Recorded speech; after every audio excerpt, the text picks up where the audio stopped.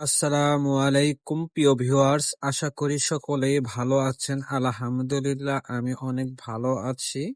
আমি ফরিদ আহমেদ কাব্য, শখের বাগান থেকে। আজকে আমি যে গাছটি নিয়ে আপনাদের সামনে হাজির হয়েছি, এই গাছটির নাম হলো হিজল গাছ। এই গাছটি শত শত বছর বেঁচে থাকে। এই গাছটির মাধ্যমে অনেক সুন্দর বনসাই হয়।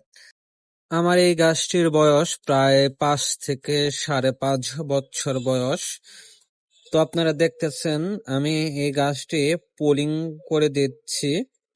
এখনই সঠিক সময় পোলিং করার জন্য, কারণ বনসাই করার জন্য সঠিক সময় সঠিক মাত্রায় পোলিং করতে হয়, তা না হলে বনসাই সঠিকভাবে হবে না।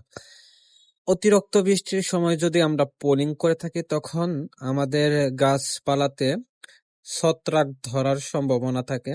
তাই আমি এখন থেমে থেমে বৃষ্টি হচ্ছে, এখন বেশ খরা, তাই জন্য আমি এখন পোলিং করে নিচ্ছি। তো গাইস, যদি কারো আমার ভিডিওটি ভালো লাগে অবশ্যই শেয়ার করবেন। আর আপনারা যারা বনসাই প্রেমে আছেন, যারা অভিজ্ঞ আছেন, তাদের কাছে আমার অনুরোধ, তারা আমাকে সঠিক পরামর্শ দিবেন যাতে আমি সুন্দরভাবে একটি বনসাই করতে পারি।